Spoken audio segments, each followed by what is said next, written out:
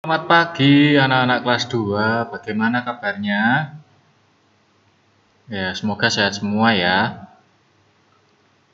Jangan lupa sarapan ya, supaya tetap terjaga kesehatannya. Baik, kali ini Pak Pras akan memberikan pembahasan dari tugas-tugas LKS yang kemarin kita sudah kerjakan dan sudah kalian kirimkan ke Pak Pras. Sudah Pak Pras cek semua. Nah, sekarang Pak Pras akan memberikan pembahasannya. Baik, silakan disiapkan LKS-nya. Kalau yang belum ada LKS-nya bisa menyalin jawabannya di buku ya. Menyalin jawabannya terlebih dahulu di buku, baru nanti kalau misalkan sudah mengambil disalin ke LKS-nya ya. Biar tidak lupa. Baik, kita berdoa dulu. Kita doakan doa Bapa kami ya, sambil menghafalkan. Dalam nama Bapa dan Putera dan Roh Kudus, amin. Bapa kami yang ada di surga, dimuliakanlah namamu, datanglah kerajaanmu, jadilah kehendakmu, di atas bumi seperti di dalam surga. Berilah kami rezeki pada hari ini, dan ampunilah kesalahan kami seperti kami pun mengampuni yang bersalah kepada kami. Dan janganlah masukkan kami ke dalam pencobaan, tetapi bebaskanlah kami dari yang jahat. Amin. Dalam nama Bapa dan Putera dan Roh Kudus. Ayo dipersiapkan LKS-nya dulu, kita pelajari bersama. Kita bahas bersama yang pelajaran 15 dan 16 kemarin ya.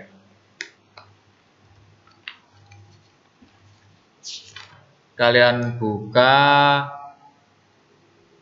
halaman 15 Romawi 1 itu. Kemarin tema pelajaran 15 kemarin adalah judulnya beriman berarti melaksanakan perintah Allah ya. Dan kemarin sudah dicontohkan oleh tokoh kitab suci Perjanjian Lama yaitu Bapak Abraham yang taat kepada Allah. Baik, sekarang kita bahas Romawi 1 pilihan ganda. Nomor 1, C. Seorang bapak selalu mengharapkan anaknya rajin belajar dan berdoa. Jawabannya C. Nomor 2, sebagai makhluk ciptaan Tuhan, kita harus taat pada B, ya, perintah Allah, ya, perintahnya. N-nya besar itu maksudnya kepada Allah, ya. Nomor 3, orang yang mau bekerja keras patut mendapat A, upah, ya. Upah itu artinya mendapatkan gaji atau mendapatkan hadiah. 4, Abraham dikaruniai anak setelah berusia B, 100 tahun. Siapa nama anak Abraham kemarin? Ya, namanya Ishak ya. 5, selain membawa keluarganya, Abraham juga membawa keponakannya yang bernama A, Lot. Ya. A, jawabannya Lot, ya. Bukan Alot, bukan ya. Nomor Romawi 2 menjodohkan jawaban. Nomor 1, persembahan bagi Tuhan itu yang paling tepat apa? Jawaban paling tepat, persembahan bagi Tuhan itu seharusnya harus yang baik atau yang buruk? Ya, C ya, yang terbaik. Jadi kalau misalkan kamu mempersembahkan bagi Tuhan itu mempersembahkan hal yang terbaik. Kalau masih ingat kisahnya Kain dan Habel, Habel memberikan persembahan kepada Allah berupa domba jantan. Ya. anak domba jantan terbaik ya. Lalu Romawi 2. Nomor 2, mau bekerja keras pasti akan mendapatkan apa? Ya, F, mendapat hasil ya. Mau bekerja keras kita pasti mendapat hasil. Kamu mau belajar dengan rajin ya pasti akan mendapat hasil. Nilai ulangan atau nilai ujianmu baik, begitu ya. 3, malas bekerja membuat tidak bisa makan. A ya. Kalau malas bekerja ya tidak bisa makan. 4, taat dan percaya kepada Tuhan. Itu adalah arti dari B, beriman ya. Beriman adalah taat dan percaya kepada Tuhan. Nomor 5, mengetahui isi hati manusia. Siapa yang mengetahui isi hati manusia? Ya, E ya, Allah atau Tuhan ya, atau Allah ya. Lanjut, Romawi 3.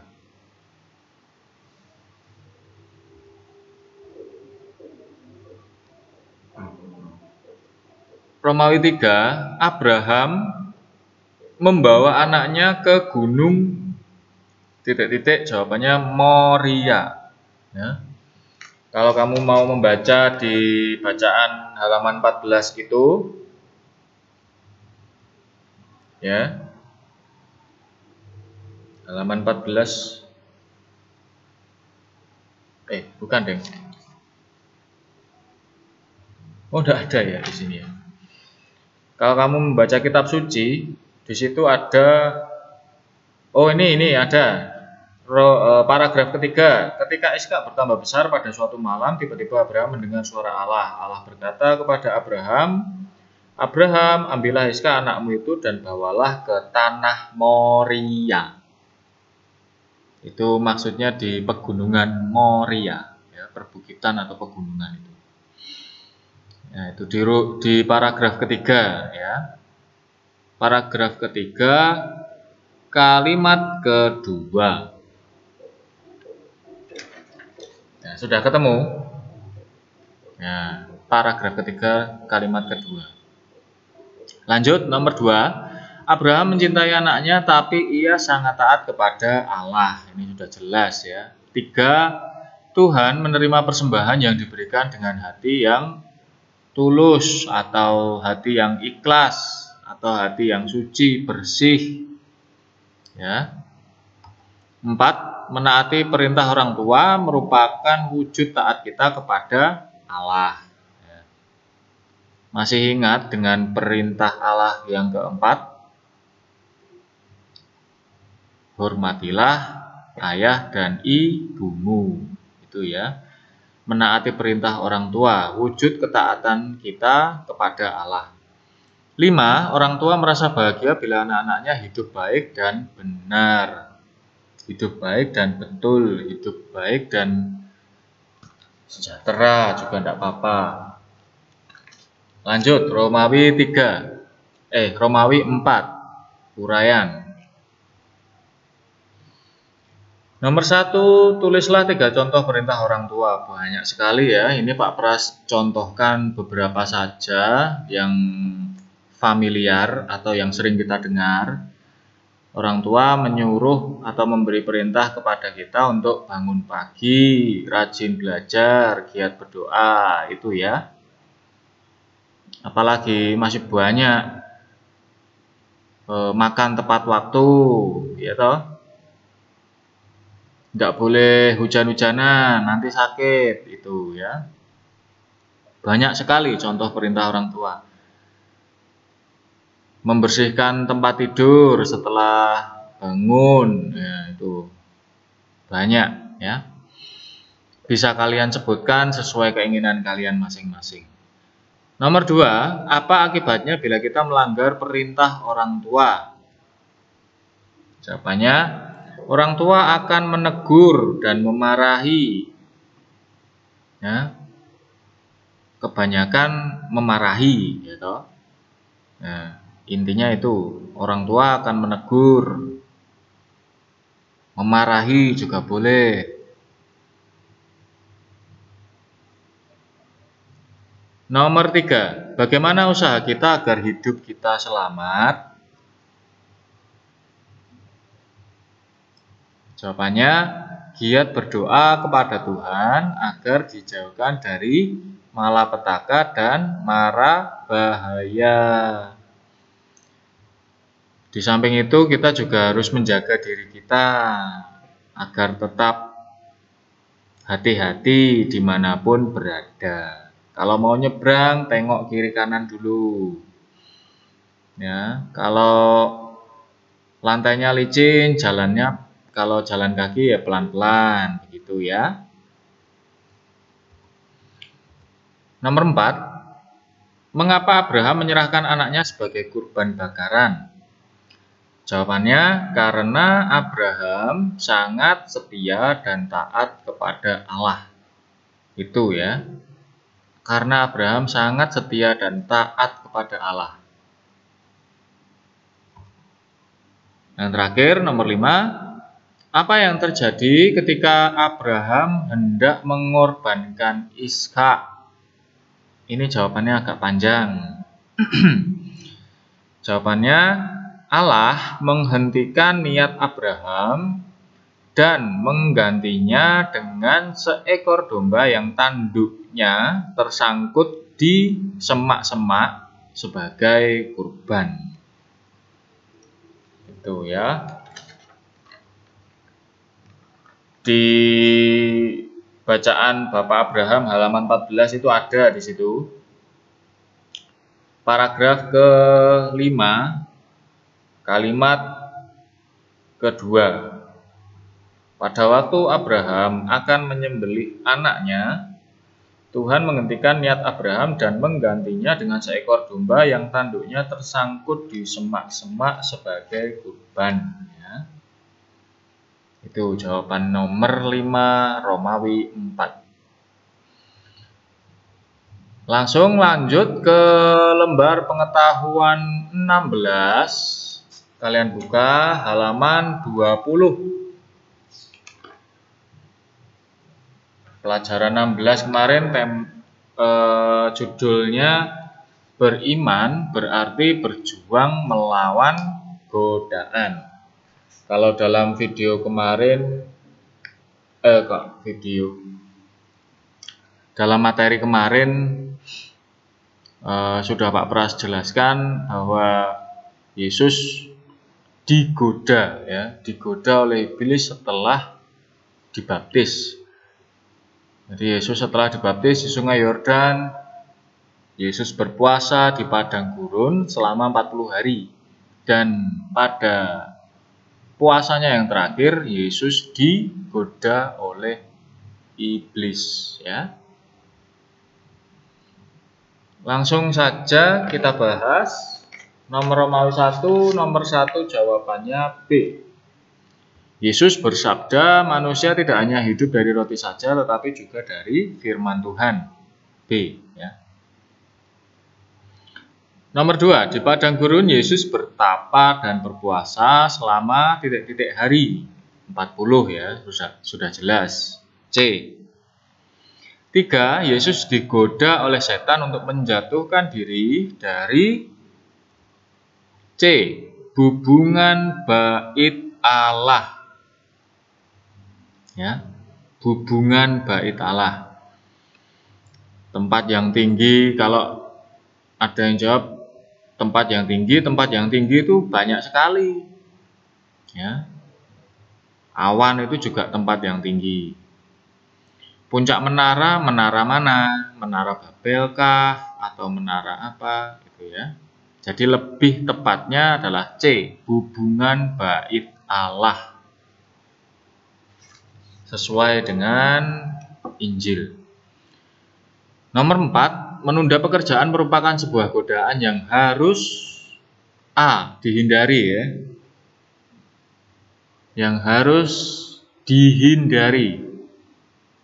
5, semua kerajaan dunia akan diberikan jika Yesus mau. B, menyembah iblis. Ini godaan yang dilakukan oleh iblis kepada Yesus. Romawi 2 menjodohkan jawaban ya. Nomor satu Romawi 2, isi kitab suci ya, itu apa? Apa isi kitab suci? Kitab suci berisi firman Tuhan ya. D. Kitab suci berisi firman Tuhan. Nomor 2, terhadap godaan setan. Bagaimana sikap kita? Harus menolak ya. B. 3, siapa yang harus disembah? F ya, Tuhan Allah. Sudah jelas itu. 4, roh jahat atau disebut juga A, iblis. Nomor 5, wujud godaan. Itu jawabannya C, sangat menarik ya. Yang namanya godaan itu pasti sangat menarik. Ditawari batu suruh merubah menjadi roti, ya, itu kan menarik, mengenyangkan toh kalau roti. Kemudian diberikan kerajaan dunia yang mewah, kekayaan berlimpah, itu kan tawaran yang menarik ya. Jadi wujud godaan itu sangat menarik. C.